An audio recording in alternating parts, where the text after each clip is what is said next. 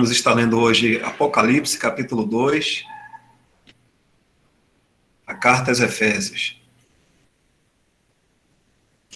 Ao anjo da igreja em Éfeso, escreve: Estas coisas diz aquele que conserva na mão direita as 7 estrelas e que anda no meio dos 7 candeeiros de ouro. Conheço as tuas obras, tanto o teu labor como a tua perseverança, e que não podes suportar homens maus, e que puseste à prova os que a si mesmos se declaram apóstolos, e não são, e os achaste mentirosos. E tens perseverança, e suportastes provas por causa do meu nome, e não te deixaste esmorecer. Tenho, porém, contra ti que abandonaste o teu primeiro amor. Lembra-te, pois, de onde caíste, arrepende-te e volta à prática das primeiras obras. E se não, venho a ti e moverei do seu lugar o teu candeeiro, caso não te arrependas. Tens, contudo, a teu favor que odeias as obras dos nicolaítas, as quais eu também odeio. Quem tem ouvidos, ouça o que o Espírito diz às igrejas.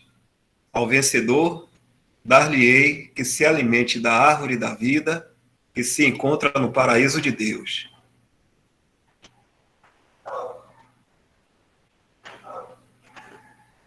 Obrigado.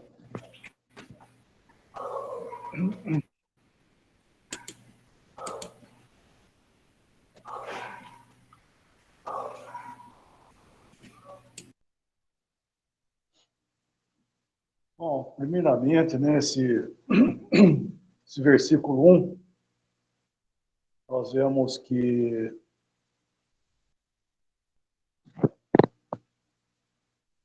as 7 estrelas que está à sua destra são os anjos, né, das 7 igrejas. Então, é por quem ele fala.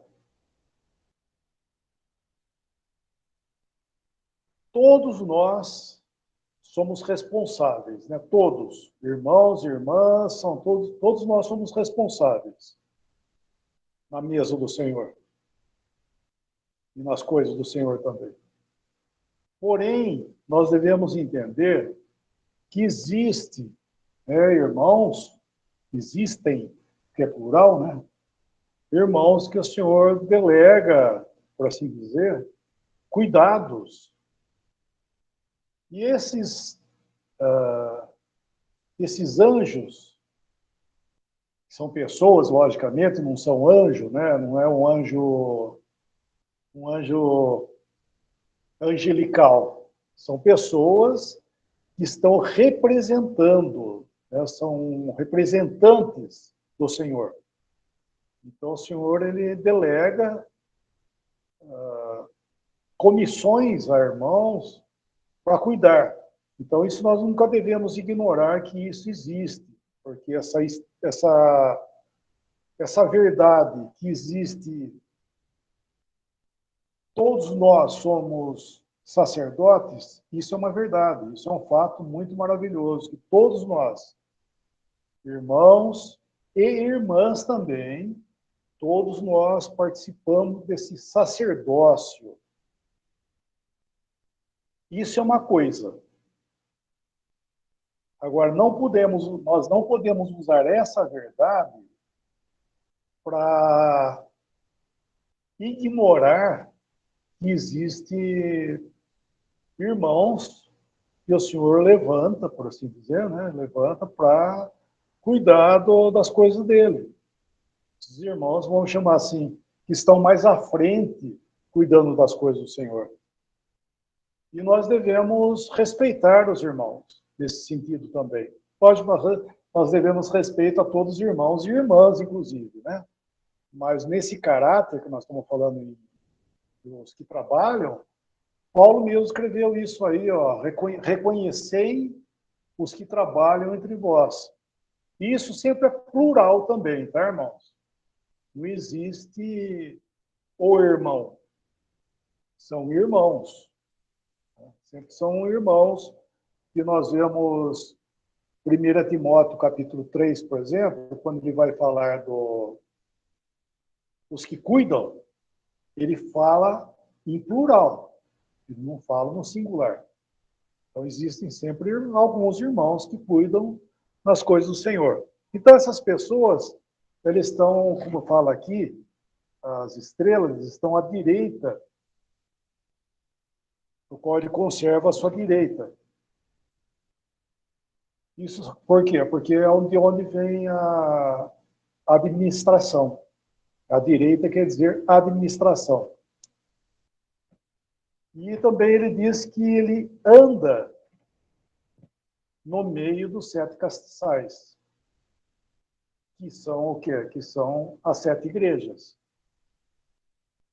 E esse andar no meio delas, ele não está aí, aqui nessas 2 cartas, né, perdão, esses 2 capítulos, né, nessas 7 cartas, esse andar, ele não está andando para, como é que eu posso falar, para ficar autorizando ou, como é que eu posso falar Sancionando? Isso, sancionando a autoridade ou qualquer coisa, ou atos de ligar e desligar. Não, ele não está fazendo isso. Esse andar, ele está andando justamente no caráter do capítulo 1. Que ele é o quê? Ele é um juiz. Ele anda no meio, nós vamos ver que ele vai aprovar e reprovar nessas igrejas o que está acontecendo. Então, nós vemos que o Senhor ele tem esse caráter aqui. Apesar de ruína, que nós vamos encontrar ruína nessas cartas, né? Ele sempre dirige ao anjo da igreja. Então, lembrar que sempre existiu responsabilidade. Isso é um fato, sempre existiu responsabilidade. Não é porque, irmãos, olha que interessante, não é porque a ruína entra e o fracasso entra atrás disso aí, que a responsabilidade é omitida. Pelo contrário, a responsabilidade ela permanece. Por exemplo, o tempo que nós estamos vivendo, né, um tempo de fim já, na verdade nós estamos na última carta já, responsabilidade, irmão, vamos ver que ela permanece igual como sempre foi. Então o Senhor está andando no meio delas para fazer justamente isso aí. E estas 7 cartas que foram escritas, o Senhor permitiu para que fosse deixado para nós o ensino daquilo que estava acontecendo em cada tempo, para o nosso aprendizado também. Por exemplo, nós já falamos isso aí. Coríntios, né, a primeira carta aos Coríntios. Nossa, ler aquela carta é uma tragédia, né? 1 Coríntios é uma tragédia. Mas o Senhor permitiu, né, que essa carta fosse escrita por Paulo e fosse canonizada nas Escrituras, dessa parte desse livro, mostrando as barbaridades que aconteceu ali em Corinto, para o nosso ensino, para ver até onde, né, nós podemos, se nós não julgarmos, até onde nós podemos chegar. E aqui é a mesma coisa, o Senhor permitiu nessas 7 igrejas que tivesse acontecendo essas coisas em cada uma delas, porque em cada uma delas existiam os problemas para representar o tempo de acordo com o testemunho que estava acontecendo. Porque as 7 cartas, vou lembrar outra vez, nós já falamos isso aí no finalzinho do último capítulo. Que as 7 igrejas, elas são os 7 períodos que existiu, ou que está existindo ainda, né, porque nós estamos vivendo aí nesse tempo, são 7 tempos que completa o período do testemunho do Senhor aqui no mundo. E em cada uma delas, aquilo que estava acontecendo era, vamos chamar assim, uma profecia dos tempos que viriam no futuro.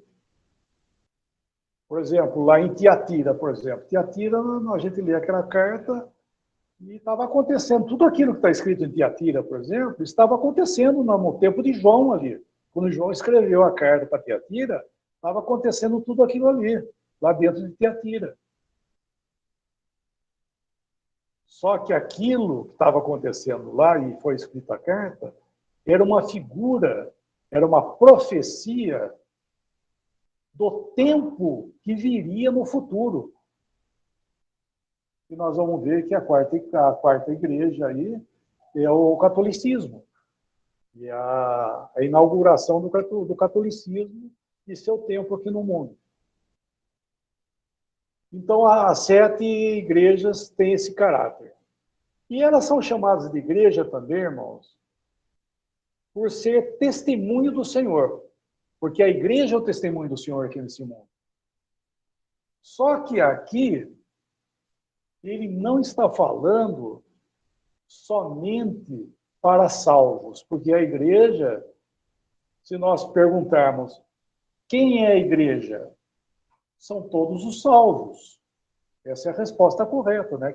Quem que é a igreja? São todos os salvos. Então, quando ele fala aqui a igreja, ele aqui, na verdade, está abraçando todo o testemunho. Não somente os salvos, mas o testemunho dele aqui nesse mundo. Que recebe o nome de igreja como testemunho. Então, esses assuntos aqui não está falando somente para salvo, ele é para o testemunho todo. Tá bom assim, irmão? Dá para entender um pouco isso aí?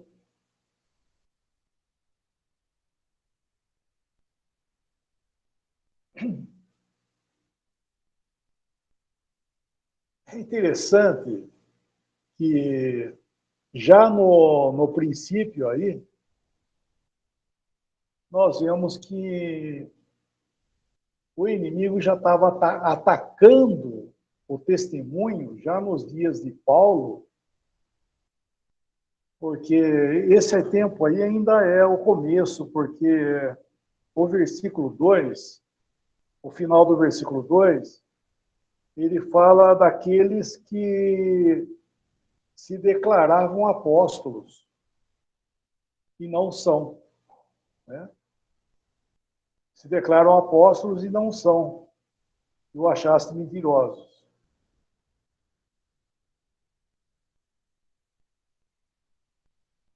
Apóstolo foi somente lá na época apostólica. Não existe sucessão apostólica. Então, quando ele fala desses falsos apóstolos que estavam apresentando no meio dos irmãos, porque ainda era um tempo que existia o delegado apostólico ainda estava em função. Por exemplo, eu digo delegado apostólico, porque eu estou abrangendo os outros também, que foi Timóteo, Tito, né? Eles foram comissionados por Paulo, inclusive, para fazer um trabalho apostólico. Embora eles não eram diretamente apóstolos, mas eles eram delegados a todo apóstolo, né? Eles eram delegados a um trabalho e coisas parecidas. Só que daí acabou, né? Uma vez que o apóstolo morre, não tem sucessão apostólica. E aqui, quando fala isso, desses que se apresentaram como apóstolos e não são, porque ainda era o tempo que os apóstolos ainda estavam em exercício. Isso, para nós, irmãos, é uma lição muito grande, né? Porque se naquela época apostólica existiam aqueles que se apresentavam como apóstolos e não eram, e eles foram julgados pelos irmãos ali de uma forma correta, né? Quanto muito mais depois disso, né? Daqueles que se denominaram apóstolos, isso é um absurdo, né? Foram aceitos como apóstolos, isso é um absurdo. É não ter entendimento do que a Escritura fala com respeito ao apóstolo. Falar outra vez. Aceitar alguém como apóstolo, sem ser a época apostólica, que já foi lá no início, e terminou lá, aceitar alguém como apóstolo é não entender o que é um apóstolo. Quando alguém aceita uma pessoa, seja quem for, como apóstolo, essa pessoa, ou as pessoas, ou o grupo, seja lá o que for, não sabe o que é, pela Escritura, um apóstolo. Então, esse é o ponto que nós devemos ficar bem atentos, né? O que é um apóstolo.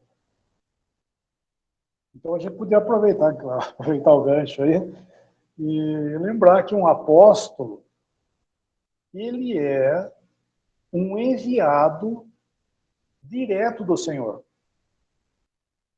É alguém que recebe do próprio Senhor Jesus uma comissão, né, um delegado para fazer alguma coisa do próprio Senhor para o povo de Deus.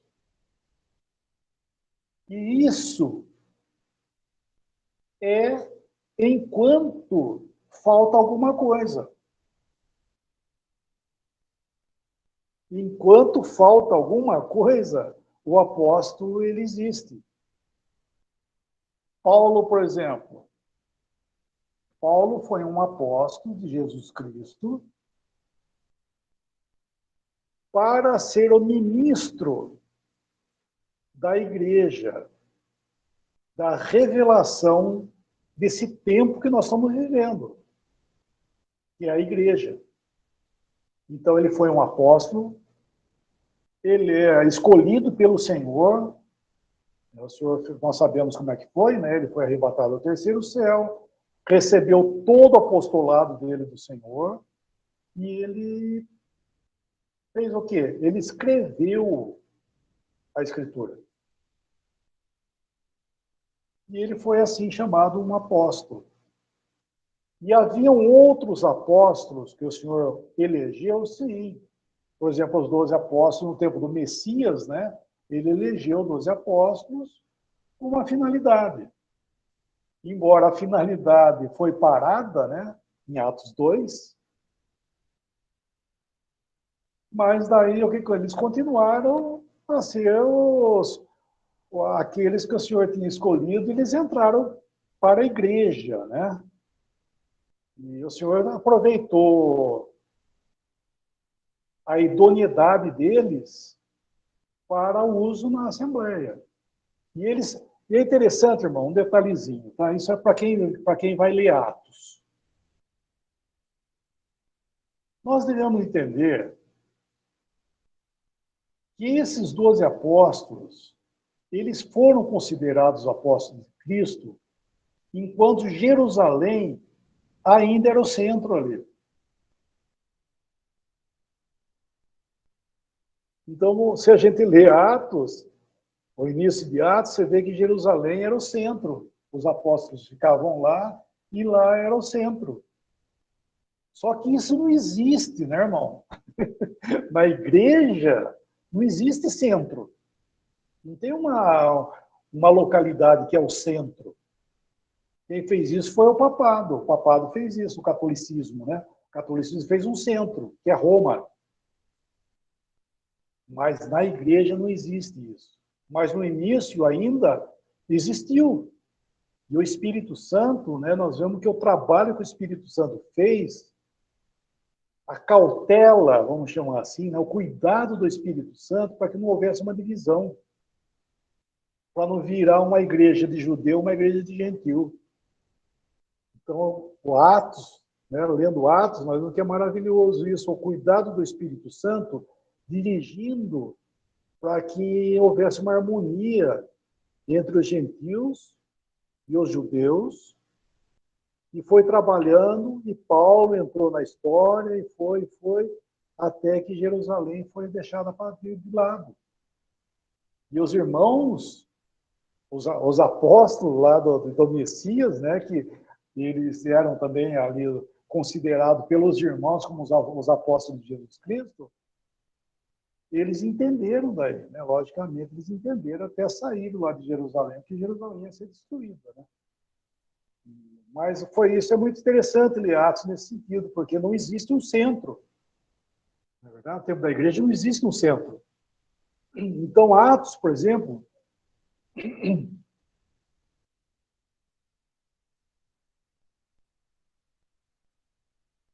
Atos é dividido em 3 partes. Capítulo 1, capítulo 2 até o 12 e do 13 em diante.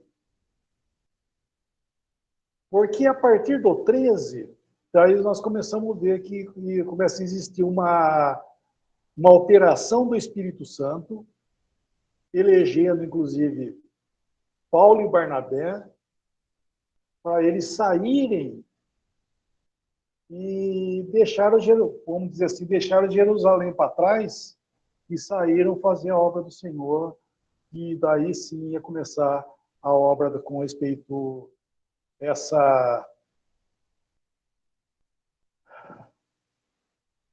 expansão, vamos chamar assim, da obra do Senhor no mundo, indo afora, né, saindo de Jerusalém, da Judéia, e começando a se estender por todo o mundo. Então, isso é o que era? Eram os apóstolos que iam fazendo isso aí. Só que, quando aconteceu tudo isso, tudo foi concretizado, acabou o apóstolo, não precisa mais de apóstolo. Aqui, ó, nós estamos lendo esse livro aqui, ó. Completo. É um livro completo. Todos que foram usados não necessariamente foram apóstolos, mas tudo que foi necessário para nós sabermos já está escrito. Então, hoje nós não precisamos de apóstolos, como tivesse faltando alguma coisa. Não falta nada. Está tudo em mãos. E o erro que aconteceu, que nós vamos chegar lá ainda, no erro do clericalismo, é que chegaram ao ponto tal de fazer de uma pessoa virar o apóstolo, ou apóstolo, não os apóstolos, ou apóstolo, que ele manda em tudo. Inclusive, é um homem infalível. E assim vai a doutrina vai embora, vai tocando, a má doutrina vai tocando o barco vento em popa. Então, aqui, quando fala isso dos apóstolos que foram julgados, perdão, esses falsos apóstolos foram julgados, nós vemos que é isso aí. Que eram pessoas que se apresentavam no meio dos irmãos lá, dizendo que eram apóstolos, só que eram falsos. E os irmãos, na direção do Senhor, viu que realmente eles não tinham nada a ver com apóstolos. Paulo fala isso em Corinto também, né, dos falsos apóstolos. Então já no início, já tinha aqueles que queriam enganar o povo de Deus sendo falso apóstolo. Então, mas eu queria dizer que aqui já estava uma época de fraqueza, no início já tinha isso aí. Nós já falamos isso aí esse tempo atrás, eu acho, não lembro se nós falamos, mas lá em... O irmão que abrir lá a 1 Tessalonicenses, capítulo 1,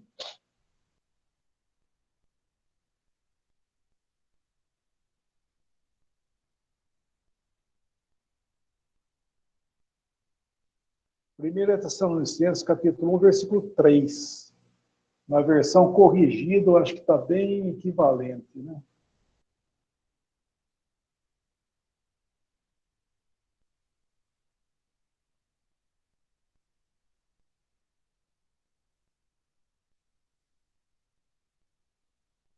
Então, olha que interessante.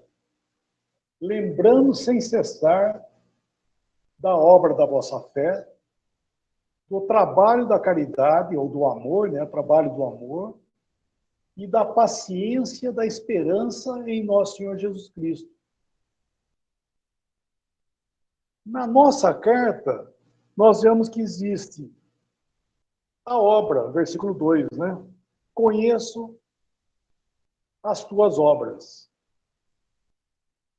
Só fala da obra.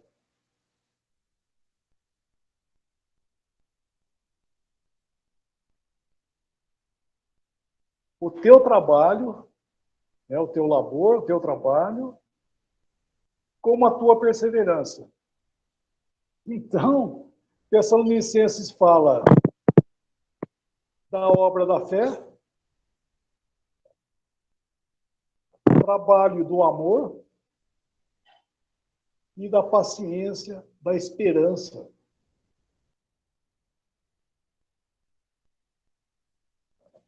Então, nós vemos que aí, na nossa carta de Efésios, lá de Apocalipse, ali, apesar de seu início, que é Efésios, a primeira carta, já estava, como é que eu posso dizer, a base já estava sendo afetada.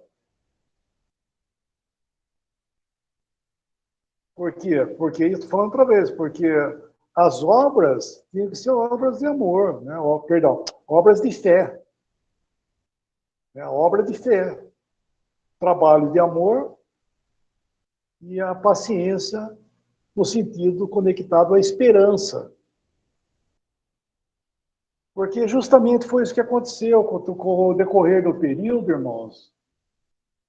E a tendência é fazer isso. As coisas que nós aprendemos do Senhor, nós podemos, aqui, infelizmente, né?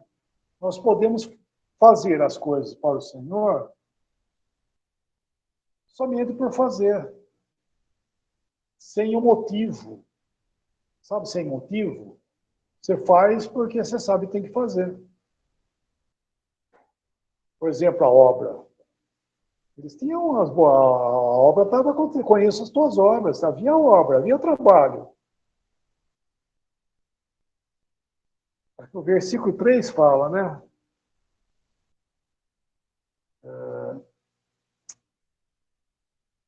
Perseverança, suportastes por causa do nome e não merecer.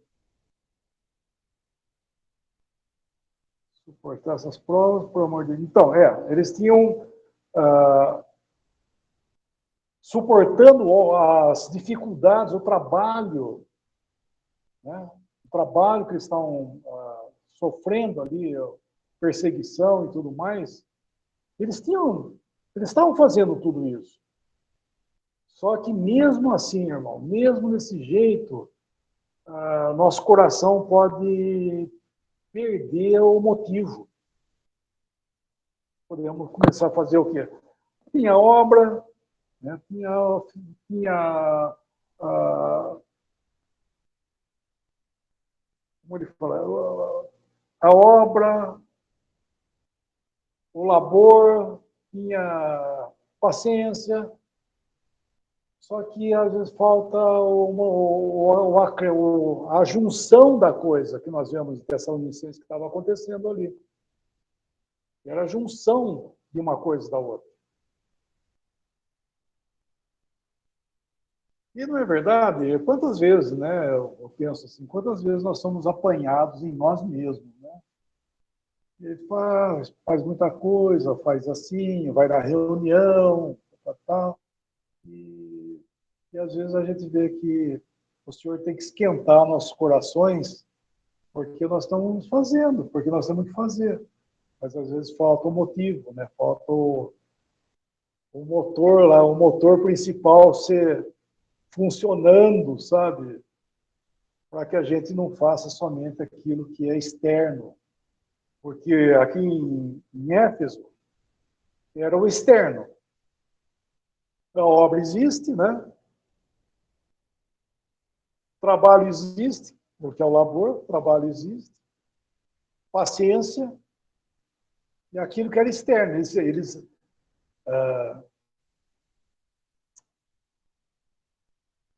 expressavam, né, aquelas coisas.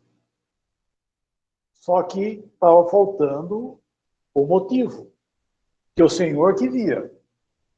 É o Senhor que estava vendo isso aí.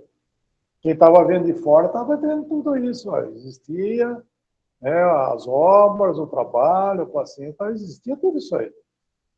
Só que o Senhor estava olhando para dentro. Né?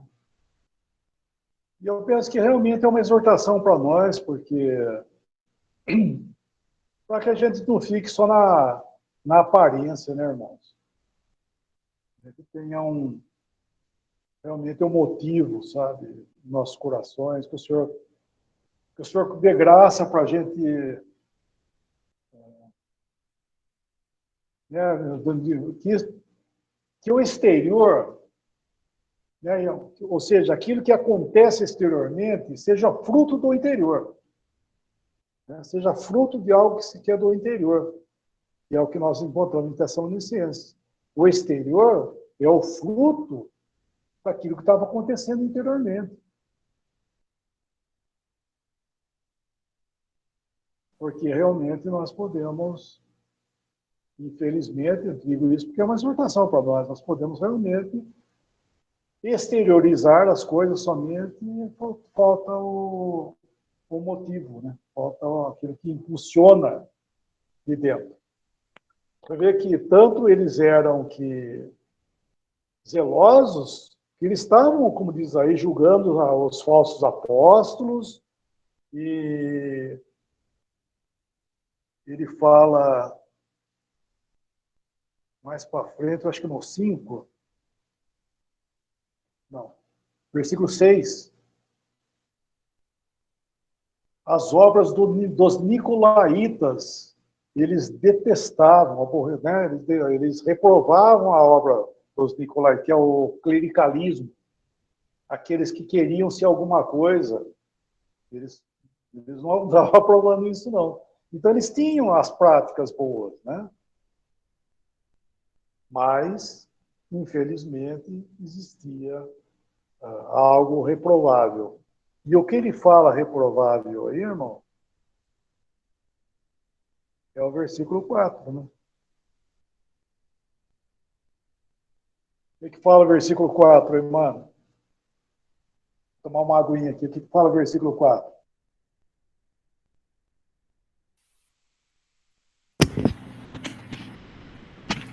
Tenho, porém, contra ti que deixaste a tua primeira caridade.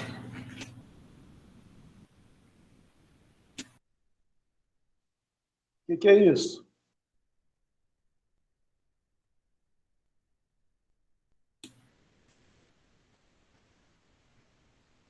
Essa motivação verdadeira, como o irmão falou aí, que era o Senhor.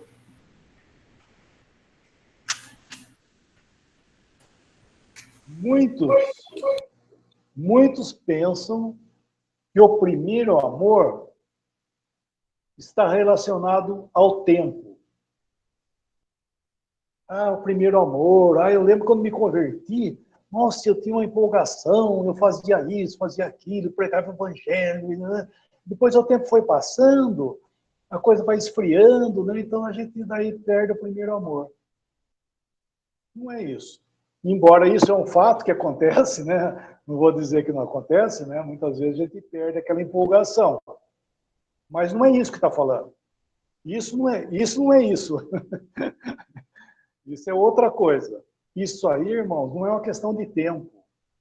É uma questão de prioridade. Porque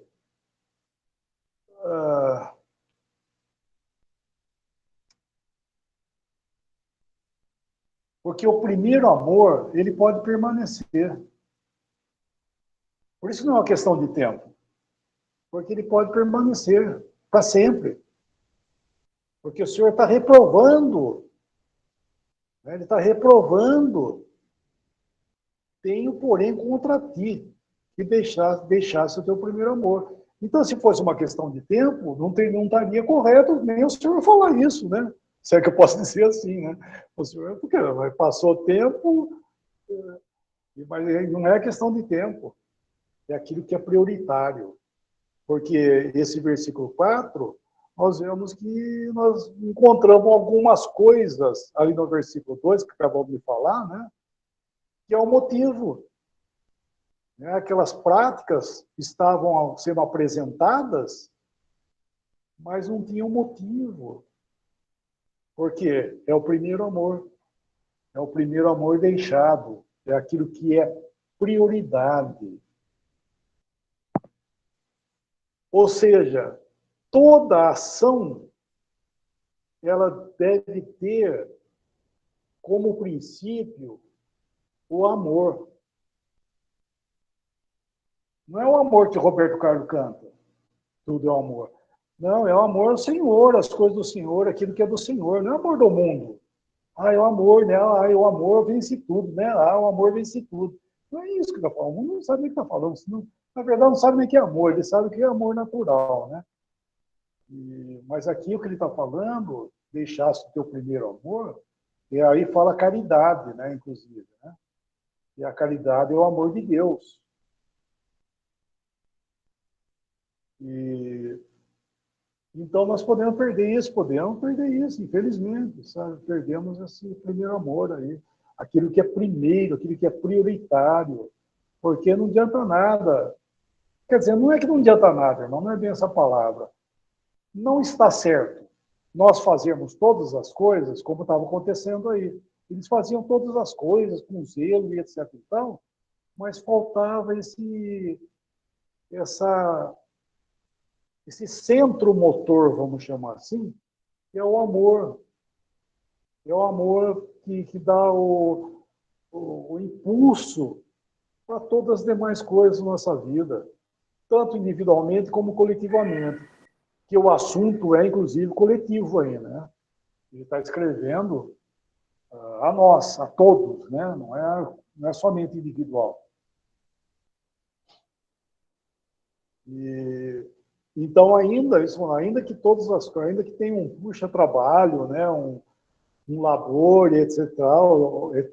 Versículo 3 aí fala que um trabalho que eles não se cansavam e etc. e tal, mas estava faltando o quê? Estava faltando esse amor. Alemão, Oi? você estava falando aí, eu estava pensando, né, que nós temos uma tendência, quando a gente faz alguma coisa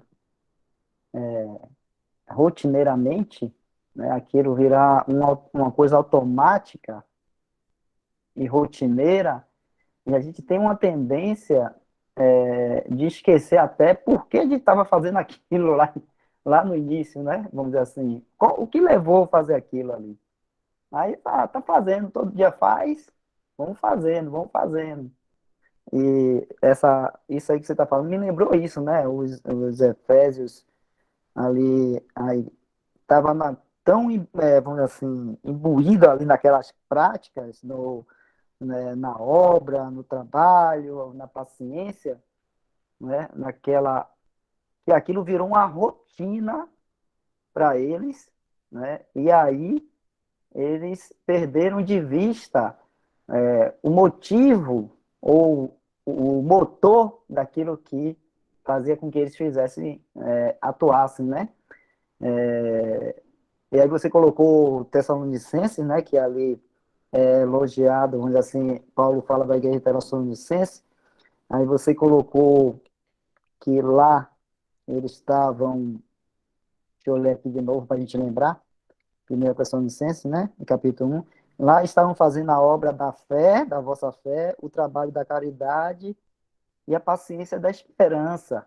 Aí eu lembrei também que em 1 Coríntios, em 13, né, o último versículo, depois de Paulo discorrer tudo, né, sobre a questão do amor, né, todo mundo conhece 1 Coríntios 13, né, ainda que eu falasse a língua dos homens e dos anjos, e não tivesse caridade, seria como um metal que soa, ou como um sino que tinha, aí Paulo vai falando, né, ainda que fizesse coisas, assim, inimagináveis ou tremendas, se não tivesse amor, né, de nada adiantaria tudo aquilo. Aí no último versículo ele fala assim: agora, pois, permanecem a fé, a esperança e a caridade. Estas três, mas a maior desta é a caridade, né?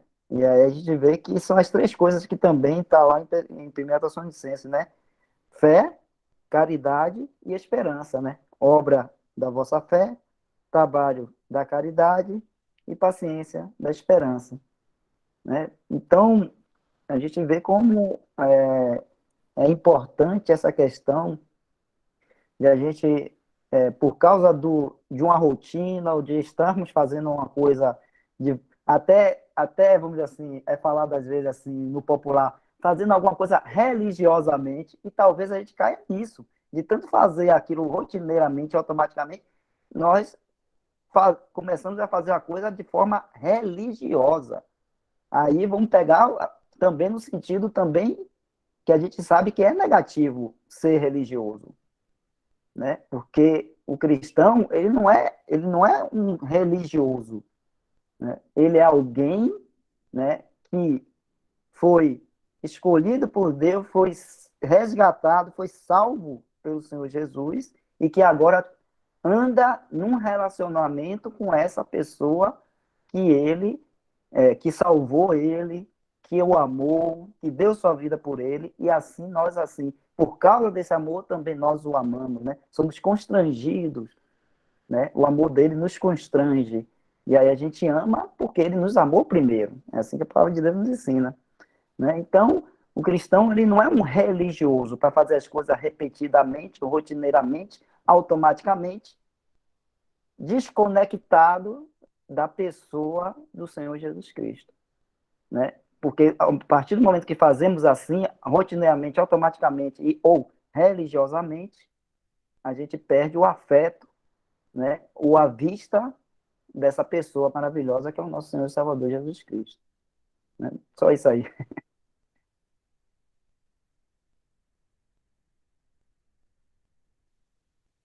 Com certeza. Não, é isso aí mesmo. O risco é muito grande. Pedro aprendeu isso, né, do Senhor também, né? Quando o Senhor ressuscitou, apareceu para ele, nós vemos que o Senhor falou isso. Pedro, ama-me. Sim, tu sabes que eu te amo. Apacenta os meus cordeiros. 3 vezes, tu me amas? Perguntou Pedro. O que ele estava falando com Pedro? Que o amor, ele é expressado, né? Ele é expressado no cuidado que nós temos no caso de Pedro ali, é o que ele tem que fazer, ele tem que cuidar das ovelhas do Senhor, né? E, então, só que esse trabalho que ele ia fazer, nós vemos que o Senhor estava mostrando que o princípio, né, do trabalho, o motivo do trabalho que ele ia fazer, realmente era o amor pelo Senhor. Tu me amas? Sim, apacenta as minhas ovelhas. Então, o trabalho ele tem que estar associado ao amor ao Senhor, como você mesmo está falando, né? E realmente não fazer só o trabalho em si, só é muito bom, mas nós temos que ter esse princípio, sabe? Amor, primeiramente, ao Senhor e às coisas dele, e daí o resto, daí que sim, que o resto fica bom, porque é consequência, né? Que essas coisas sejam consequência e não motivo, não é verdade? Porque quando é assim, irmãos, a gente não cansa, sabe? É verdade? A gente não cansa. A gente sofre, a gente digo sofre assim no sentido, sofre calado, né? Porque o Michel está chegando agora. Só que ele vai ver que está no meio de um monte de irmão mais falho do que o outro. Não estou, por favor, julgando vocês, estou falando nós, tá? Ele está entrando no meio entrando no meio de um irmão mais falho que o outro, né? E muitas vezes, irmãos, estou dizendo isso porque muitas vezes no decorrer da nossa peregrinação, nós decepcionamos com irmãos, né? Nós temos problemas muitas vezes. Isso é uma realidade, nós podemos fugir dessa realidade, que infelizmente não deveria ser, mas acontece. Então, quando nós temos nossos olhos no Senhor, os motivos nossos são realmente o Senhor, a gente sofre. Por isso que fala, o amor tudo sofre, tudo crê, né? Porque é pelo amor nas coisas do Senhor que nós vamos superar as afrontas e vamos ter o regozijo de poder fazer aquilo que nós muitas vezes temos que fazer pelo Senhor. Nós somos uma alegria muito grande também. Né? Mas o motivo realmente é esse aí. E é o que eles tinham perdido aí, que o Senhor está mostrando em Efésios aí de Apocalipse. E a segunda carta, né? A primeira carta lá foi uma maravilha, né? Quando Paulo... É a carta mais alta que tem, a carta aos Efésios de Paulo, né? Agora a segunda carta, que foi João, essa já veio já com umas reprovações bem fortes. Então nós podemos ver realmente isso aí, que nós podemos, que uma posição tão alta que nós temos, de repente nos encontramos em condições que realmente não correspondem à nossa posição. Então, nós devemos realmente levar nossos afetos à altura daquilo que já somos, né? Não é conquistar nada, é algo que nós já temos em Cristo, todas as coisas. Então, deixar que todas as atividades, todo o trabalho sejam frutos realmente da nossa comunhão com o Senhor. Eu não tenho... Irmão, desculpe aí. Não, pode falar, tranquilo. Só voltando àquele assunto dos falsos apóstolos, né? Que foi citado aí. Desculpe estar voltando um pouco aí a fita. Você poderia estar trazendo aquele assunto que você sempre pontua, né? Lá de Efésios, né? No capítulo 4, subindo ao alto, o motivo desses daí estarem se ousando de se falarem, né? Se fazerem como apóstolo. O porquê esse motivo? Por que essa ousadia deles aí? Você poderia explicar de novo isso aí? Então vamos lá, Efésios, né? Carta aos Efésios, capítulo 4, versículo 7 ao 12, ao 13. Por favor.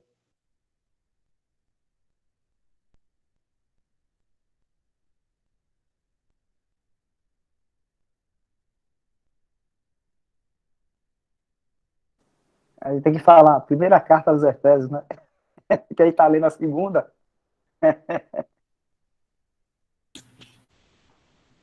Vamos lá. Mas a graça foi dada a cada um de nós, segundo a medida do dom de Cristo. Pelo que diz, subindo ao alto, levou cativo o cativeiro e deu dons aos homens. Ora, isto ele subiu, que senão que também antes tinha descido às partes mais baixas da terra, aquele que desceu é também o mesmo que subiu acima de todos os céus, para cumprir todas as coisas. E ele mesmo deu uns para apóstolos, e outros para profetas, e outros para evangelistas, e outros para pastores e doutores, querendo o aperfeiçoamento dos santos, para a obra do ministério, para a edificação do corpo de Cristo, até que todos cheguemos à unidade da fé e ao conhecimento do Filho de Deus, a varão perfeito, à medida da estatura completa de Cristo.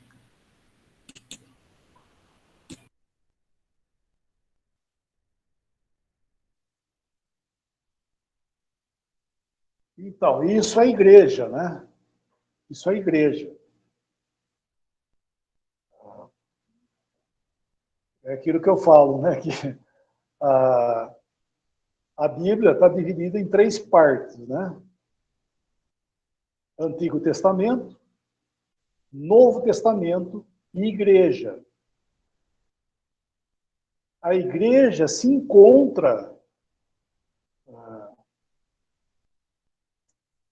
literalmente, né, vamos chamar assim, no Novo Testamento. A igreja se encontra não achamos igreja no Velho Testamento, nós achamos igreja no Novo Testamento. Só que igreja é igreja, e Novo Testamento é Novo Testamento. Então, é a mesma coisa. E o que nós estamos lendo aqui é a igreja. Então, nós encontramos o quê? Cristo tendo descido ao mais baixo e subido ao mais alto. E quando ele desceu ao mais baixo, ele veio resolver o quê? A questão do pecado. É o homem preso, é o homem cativo. E ele desceu ao mais baixo para libertar o homem.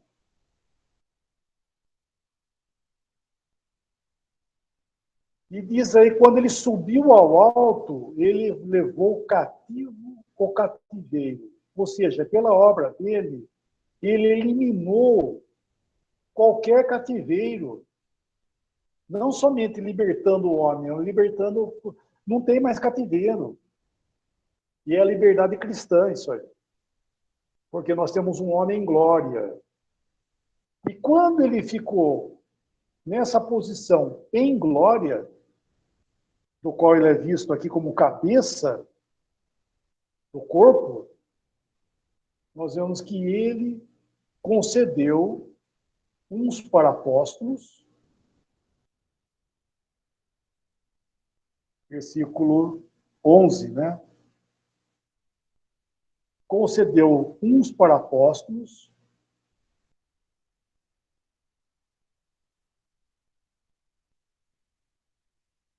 profetas, evangelistas, pastores e mestres, ou doutores, né? Esses 2 primeiros foram os que ele escolheu para trabalharem na fundação da igreja. Fundação, que eu digo, é o fundamento que tinha que ter nessa nova ordem de coisas. Porque se fosse a igreja fosse Novo Testamento, não precisava ter fundamento. Já estava tudo aí, já estava tudo escrito lá no Velho, já foi anunciado o Novo Testamento. Mas não, aqui é a igreja, é outra coisa. Então ele estava elegendo apóstolos para lançar o fundamento juntamente com esses profetas, e eram profetas do Novo Testamento, vamos chamar assim, é da igreja, não é do Velho Testamento.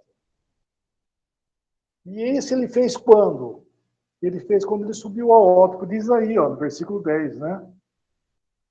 Aquele que desceu é também o mesmo que subiu acima de todos os céus para encher todas as coisas. E ele mesmo concedeu, de onde que ele concedeu? De que lugar que ele fez isso? Estou perguntando, em que lugar que ele fez isso? Lá dos céus, né? A destra de Deus, do alto. É do alto, lá do terceiro céu, foi ali que ele inaugurou esse templo, vamos chamar assim. que foi realmente, começou em Atos 2, né? Mas, como falando outra vez, é uma época de transição. Por isso que eu falei, Atos, nós devemos entender que existem 3 partes, porque é uma transição que estava acontecendo. Agora, Paulo, nós vemos que foi plenamente declarado o apóstolo da igreja, esse ministério. Mas existiam outros apóstolos? Sim, outros apóstolos foram eleitos pelo Senhor, como os profetas também. Isso é a própria carta aí de Efésios, capítulo 2, versículo 20 ao 21. Né?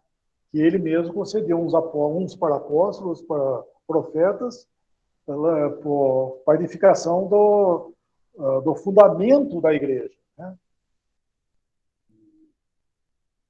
É o 2:20, capítulo 2, versículo 20 e 21.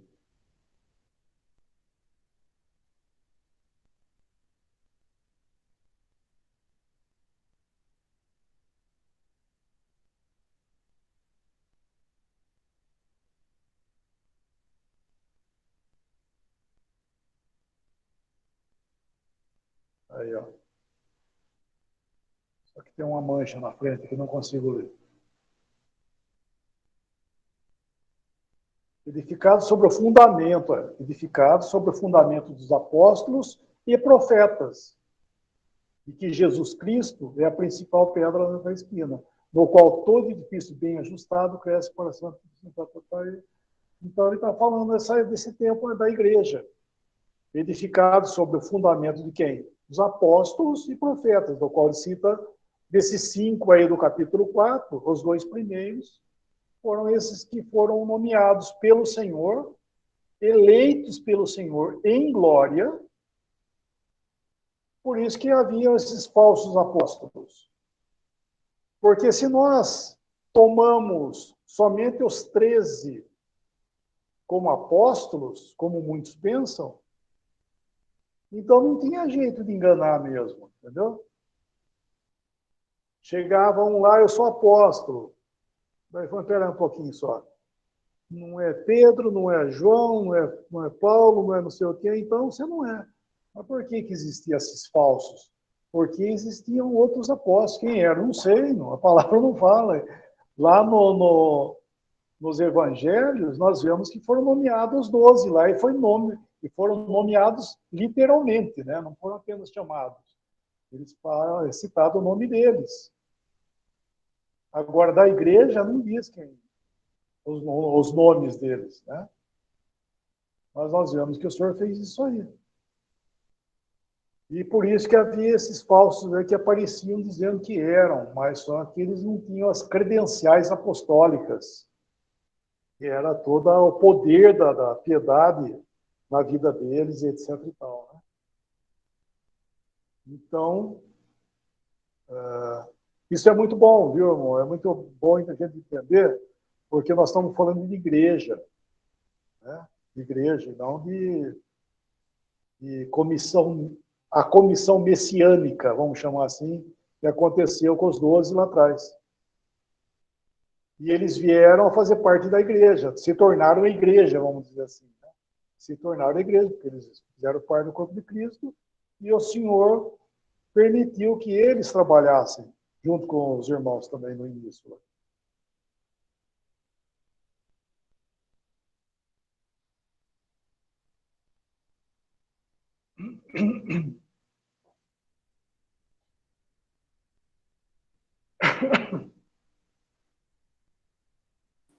Bom, Meu irmão, continuando.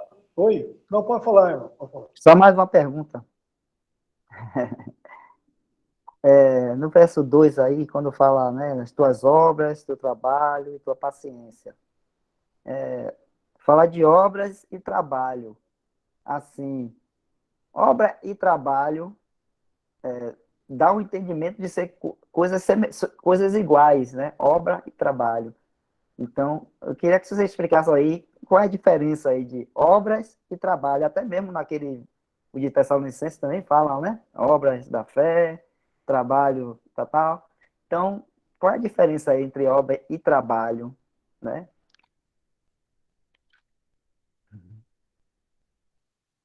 Isso aí o Dal responde para você.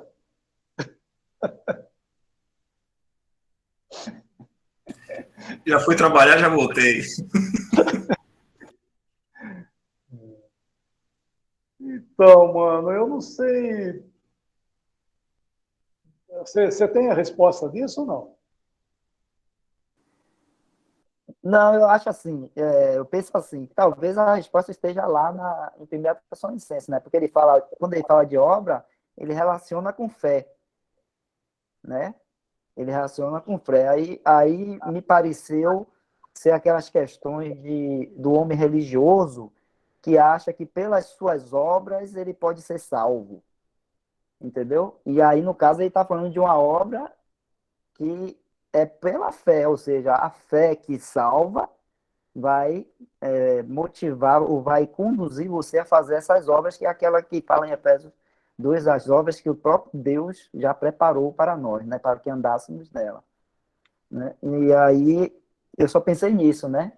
Porque quando ele fala de obra, lá em Tessalonicenses, ele está relacionando com fé. Já o trabalho, ele relaciona com, deixa eu lembrar aqui, com amor, com caridade. Aí eu lembro de 1 Coríntios, quando Paulo está falando ali, né, dos dons, das manifestações espirituais, das coisas que eram feitas ali na Assembleia, e aí logo depois Paulo vem e coloca aquele que fala do amor, né, e como quem mostrando para eles que não adianta nada você querer fazer algum trabalho, alguma coisa, se não tiver o amor, né? Aí é só conseguir relacionar com é,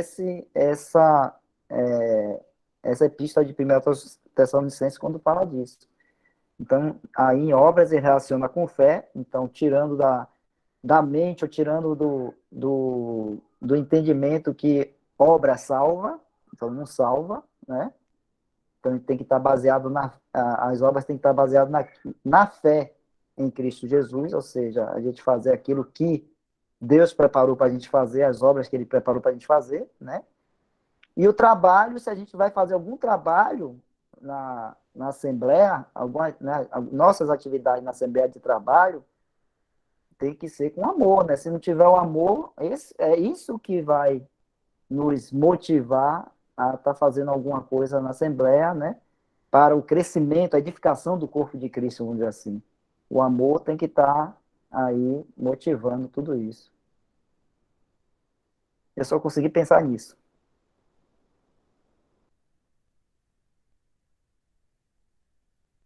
Tá sem áudio, Leandro. Tem um versículo em 1 Coríntios 16,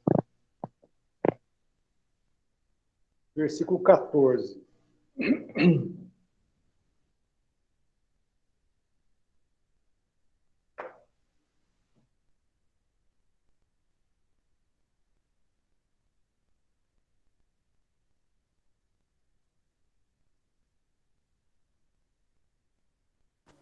Primeira Coríntios 16, 14, fala: todas as vossas coisas sejam feitas com caridade. Outra versão fala: todos os vossos atos, os vossos feitos, sejam feitos com amor. Ou todas as coisas que fizerdes, sejam feitas com amor. O Darby fala as coisas, todas as coisas que você vai fazer. Então, eu só estou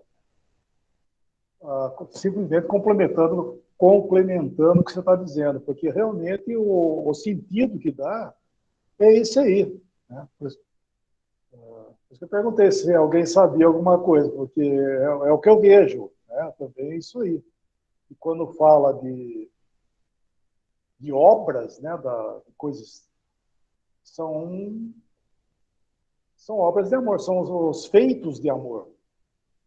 É aquilo, como você falou, aquilo que nós fazemos né, feito em pública, né, vamos dizer, a coisas externas, né? Agora, a fé são essa a obra no sentido de contraste, né? Contraste com, como ele fala aí, que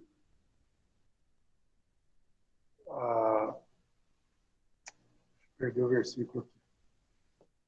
Mexi na versão, perdi o versículo. Estava lendo o dardo aqui, deixa eu pegar aqui.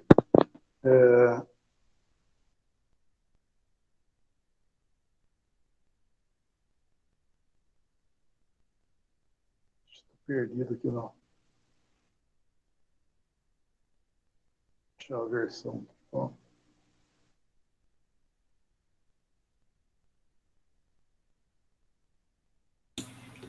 Quer colocar aqui, irmão? Para você ver? Vocês ficam bem aí. Como ele fala na versão corrigida, não a primeira Tessalonicenses, eu perdi. Aqui, na verdade, eu não estou na mão com a corrigida que nós estamos lendo.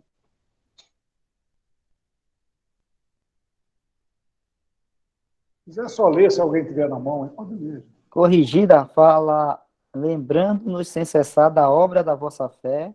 Isso, a obra da fé. Pronto, é essa a palavra. É que aqui na atualizada fala operosidade, mas é obra da fé. Então está relacionado a obra com fé, né? Toda a obra tem que ser como o irmão já falou, é consequência de fé. Agora, os atos feitos com amor. Ô, mano, boa noite. Pode terminar o que você ia falar aí. Não, é isso aí. Pode falar, irmão. É porque eu tive um pensamento aqui, mais ou menos nesse sentido. O senhor, ele escreve as 7 igrejas e a cada igreja ele avalia as obras, né?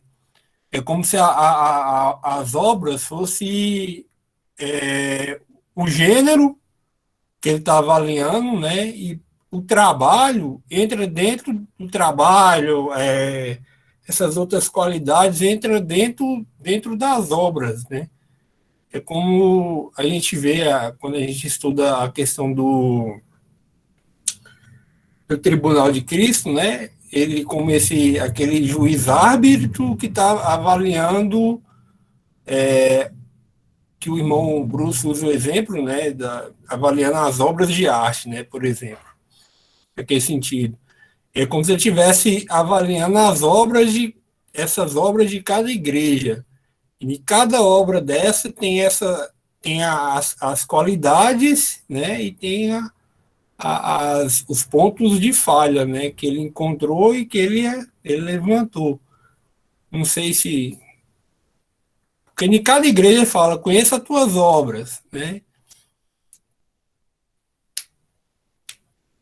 Eu pensei nesse sentido. Ô, irmão, irmãos, nessa versão de Jerusalém, está escrito assim, conheça a tua conduta, tem alguma coisa a ver também?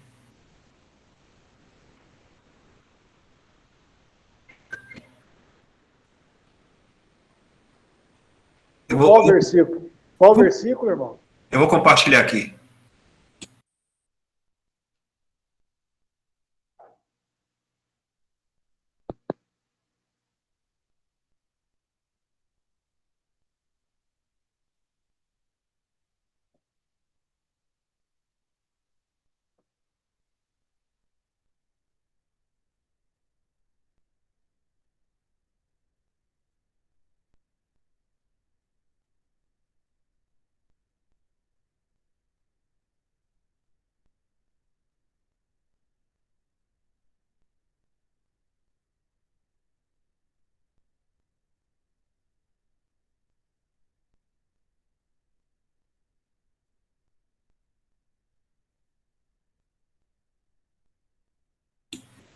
Essa versão de Jerusalém é assim: conheça a tua conduta, tua fadiga e tua perseverança.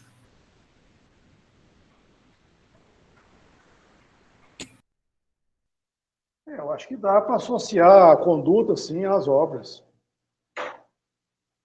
O irmão falou, como é que quem falou agora há pouco, né?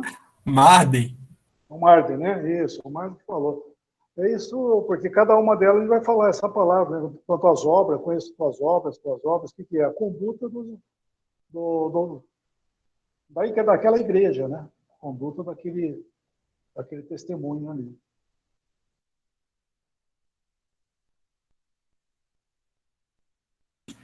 E no caso seria o trabalho, seria tipo uma dedicação à conduta e a dedicação aos feitos. Quer É, dizer, estou me baseando realmente, por essa versão aqui. Conduta, seria assim, conduta é atividade, não é isso, Valério? Sim, isso. isso é. Conduta e o labor, atividade em si.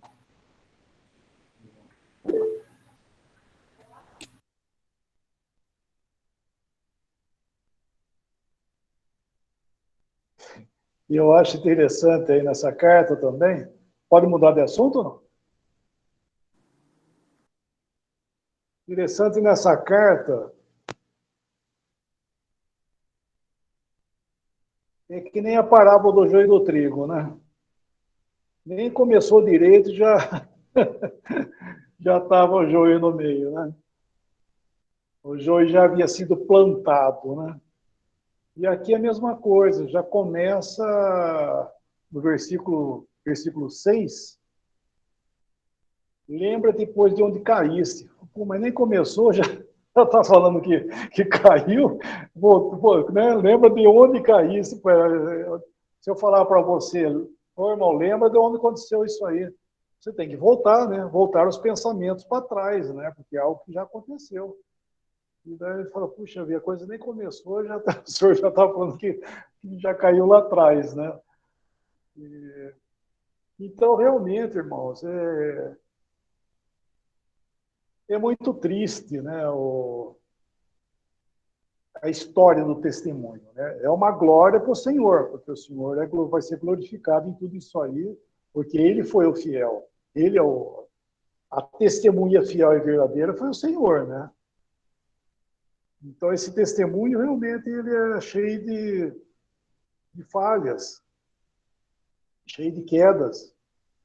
Então, no começo, ele já está falando aí, ó, lembra-te de onde caíste.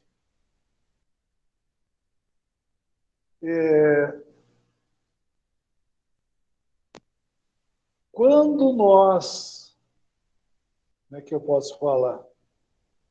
Quando nós perdemos de vista que aquilo que nós temos em mãos não é nosso, aí começa a ruim. Quando nós perdemos de vista, vou falar outra vez, quando nós perdemos de vista que aquilo que nós temos em mãos não é nosso, a coisa vai ficar complicada. Porque o que nós temos é do Senhor. Nós fazemos parte do testemunho do Senhor. Não é nosso testemunho. Alguém perguntou uma vez, o que uma assembleia tem que fazer para deixar de ser testemunho? Isso aí não tem nem resposta, né? Porque não tem como responder uma coisa dessa. Porque ela é do Senhor, ela é algo do Senhor. Porque nós somos testemunho dele, nós não somos testemunho nosso. Nós somos o testemunho do Senhor. E quando nós perdemos de vista, né, começamos a perder de vista aquilo que nós temos recebido é do Senhor, aí é o que complica isso aí. Se nós temos ciência que é do Senhor, então a nossa conduta muda realmente. Nós vamos fazer um esmero, né, uma forma cuidadosa, temerosa, porque é dele, não é nosso. Não é assim, quando nós estamos com alguma coisa muito cara em nossas mãos, que nem sua é, nossa, toma cuidado disso aqui, porque nem meu é. Já é duro você perder um negócio seu, imagina o dos outros que fica na sua mão, né? E eu lembro uma vez, eu trabalhava com relojoaria, né? E veio uns parentes da Rosalida, né, a esposa, veio uns parentes da Rosalida lá dos Estados Unidos, que a família da mãe dela são americanos, né? E veio uns parentes visitar aqui no Brasil, coisa e tal, e ficou hospedado lá na minha sogra. E daí ele viu que eu trabalhava com relógio, etc e tal. Ele falou, puxa, como é que era o nome dele mesmo? Esqueci o nome dele. Ele falou, puxa, eu queria dar um relógio para minha esposa, mas eu queria um relógio diferente, um relógio bom, não sei o quê, tal, tal, tal. Eu vou ver se eu arrumo alguma coisa para você ver aí, né? Fiquei pensando, eu lembrei de um conhecido que tinha uma joalheria, eu fui lá e falei, ô fulano, você não tem uns relógios para me emprestar aí, só para eu levar para uns parentes da Rosalie, que está lá, americanos, e ele queria dar para a esposa, coisa e tal. Eu falei, tá, e a gente era muito amigo, né? Vou fazer o seguinte, volta amanhã aí que eu vou falar com o italiano. O italiano era um italianão que trabalhava com tudo. Você pedia helicóptero para ele aparecia com o helicóptero no dia seguinte. Eu pedi para eles, ele tem uns relógios joia lá, uma coisa boa lá, você leva lá para seu parente dele lá. Daí eu voltei, o dia seguinte ele entregou sabe aquele enrolado que você põe a amostra de joia, de relógio, né?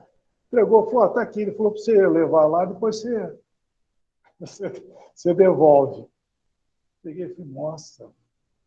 Aí tudo bem, peguei, levei para casa, né? Na hora que cheguei em casa, na hora que eu abri aquilo lá, rapaz, tudo relógio assim que você não acredita, rapaz. Relógio de ouro, os mostrador, tudo de pérola, umas coisas assim. Uma fortuna. Na hora que eu peguei, que eu falei para a Rosalie, falei, meu Deus do céu, como é que pode o cara me dar esse negócio da minha mão, assim, como é que ele, né, que coragem, né? Eu conheço mas o italiano não, eu conhecia bem de leve o rapaz, né, o senhor lá. E ele pegou e deu tudo aquilo na minha mão. Falei, vai embora para casa. Falei, puxa vida, que né, confiança, primeiramente, que o cara estava tendo em mim, né, para dar tudo isso na minha mão. Eu podia fugir aquilo lá, né? Vamos dizer assim, né? Fosse malandro, né? Mas ao outro passo eu fiquei pensando, puxa, mas que responsabilidade, né? Com esse monte de coisa, essas coisas na minha mão, né? Imagina, se eu perco um negócio desse, tô perdido, ainda mais dos outros, né? E assim são as coisas do Senhor, sabe? Essa, essa joia, né? Essas coisas que o Senhor deu em nossas mãos, valiosas, e é dele, não é nossa. Então, quando nós tratamos das coisas do Senhor como sendo realmente do Senhor, daí muda, sabe, irmão? Muda a ótica de ver as coisas. E aqui nós vemos que eles tinham caído, né? Lembra de onde caíste. Por quê? Porque perderam essa percepção que as coisas do Senhor.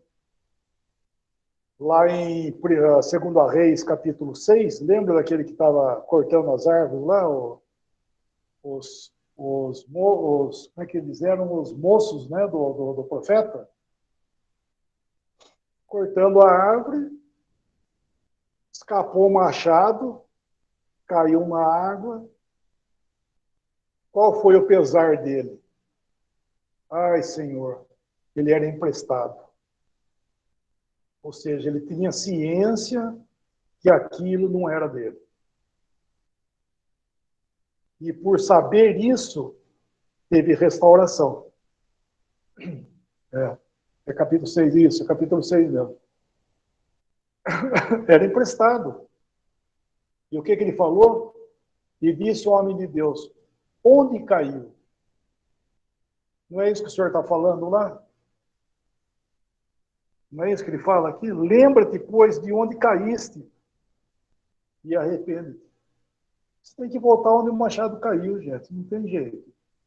Isso é um princípio divino. Quer restauração? Volta onde caiu. Não adianta remediar. Não adianta ficar remediando uma coisa, sendo que você tem que voltar lá. As coisas do Senhor é assim. Nós temos que voltar onde o machado caiu. É um princípio para nós. Sempre é assim. O que é arrependimento? Arrependimento é justamente isso. Você volta ali ao princípio, na raiz da coisa. Senão não adianta nada.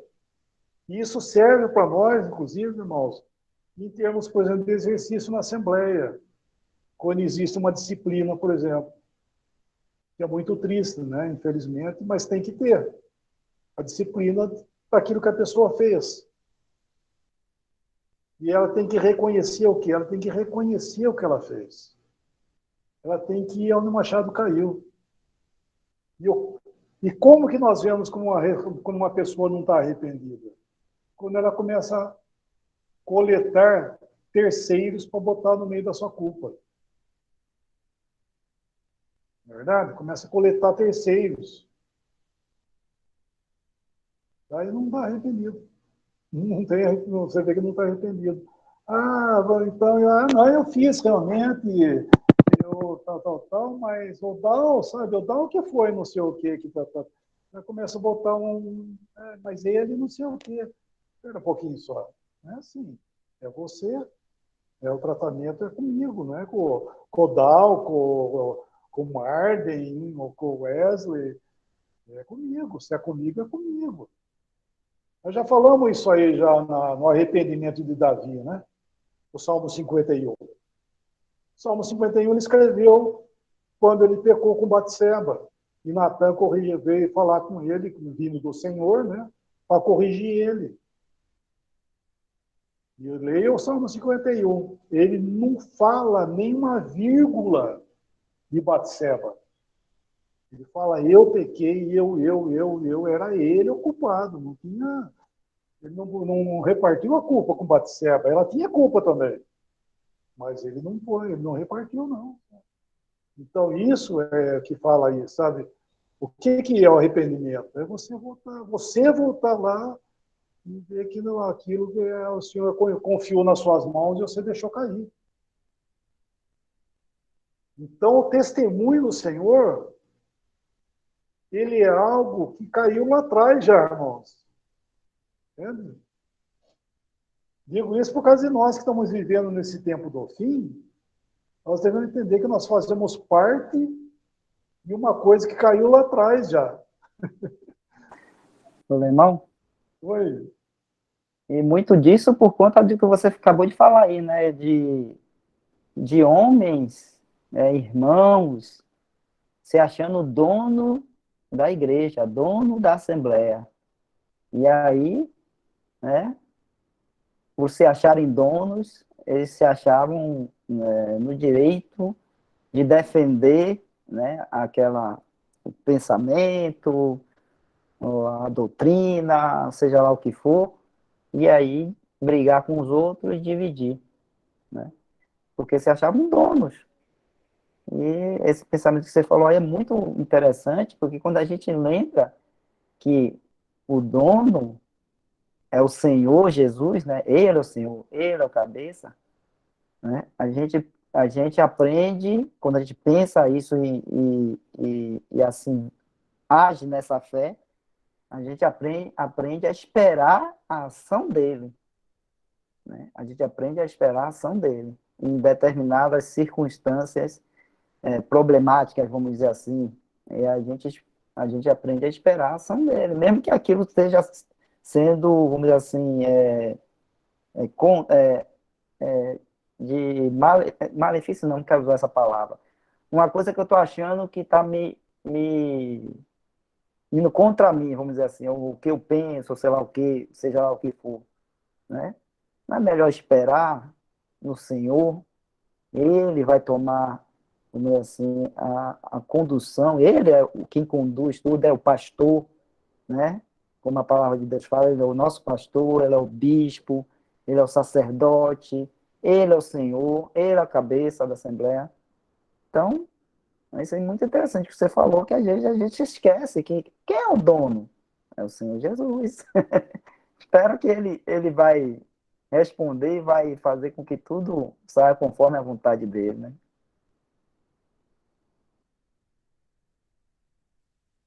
Com certeza. nosso tempo aqui, né? O nosso trabalho, aquela parábola dos talentos, né?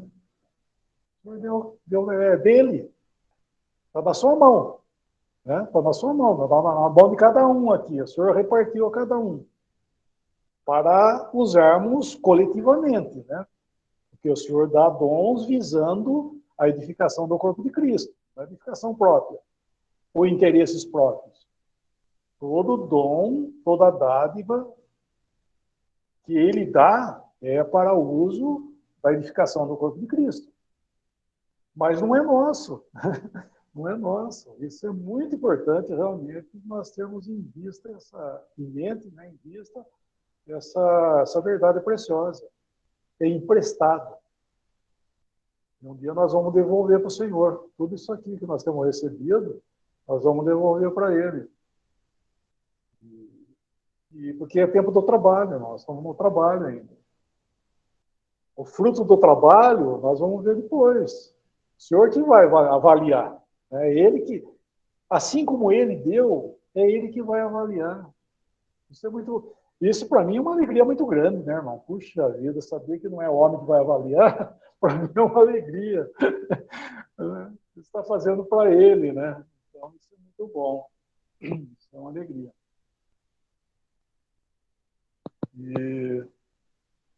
Então, falando nesse ponto aí, né?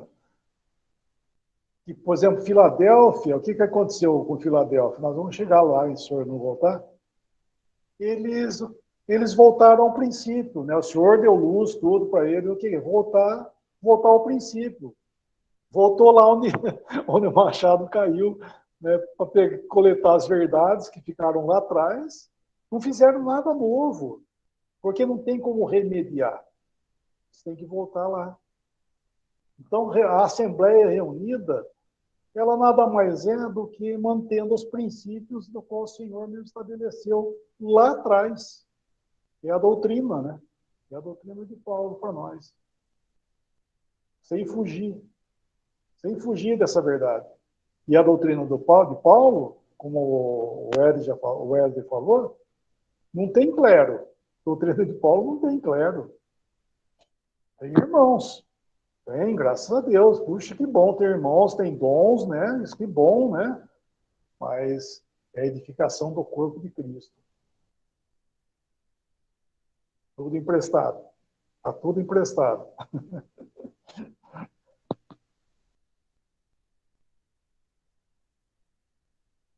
(43, mano).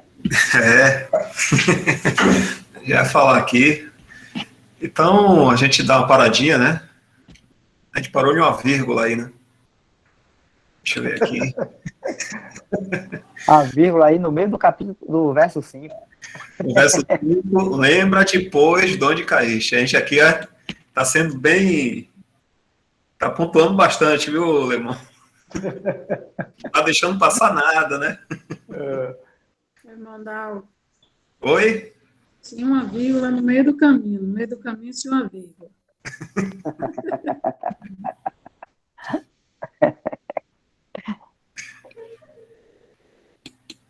Então, pronto aí. Temos responsabilidade, mas não pertence a nós, né, irmão? Então, isso estou falando, é tão gostoso, né? Quando você sabe de quem, né? Então, é um conforto, né? Você, embora é uma responsabilidade muito grande, mas é um conforto de saber de quem que é, né? Isso é um conforto nosso. Você está falando, não é nosso, é dele, coisa e tal. Nós devemos fazer com temor, porque é do Senhor, mas é um conforto que a gente sabe quem é, né? O Senhor é muito bom, né? A gente sabe que está em boas mãos, né? Quando a gente sabe que é dele. Exatamente, nós estamos em boas mãos.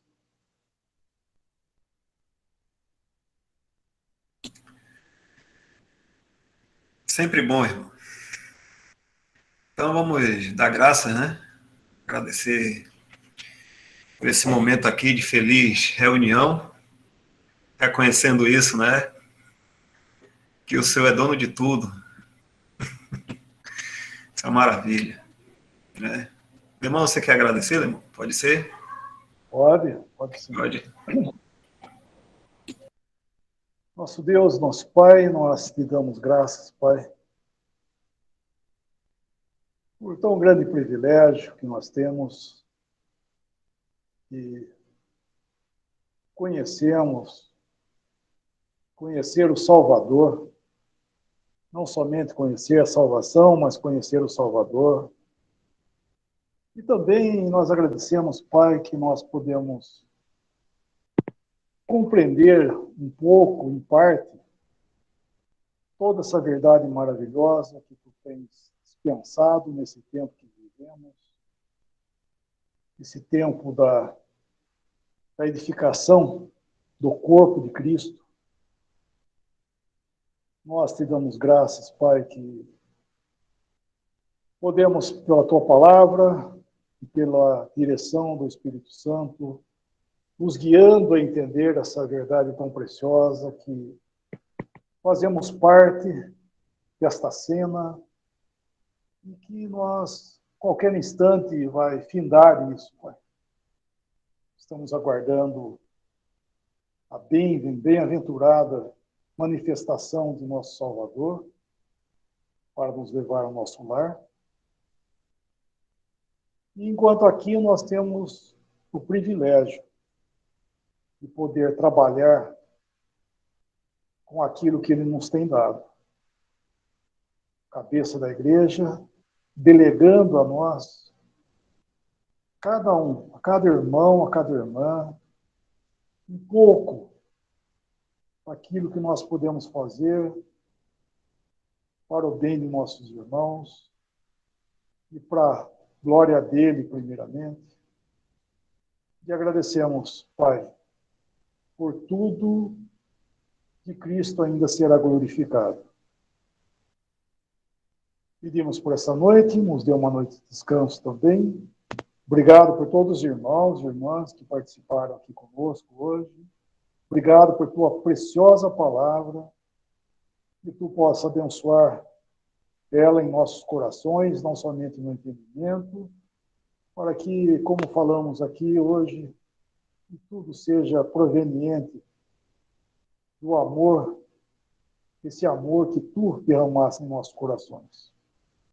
E no nome de nosso bendito Senhor e Salvador, é que nós pedimos e agradecemos também. Amém.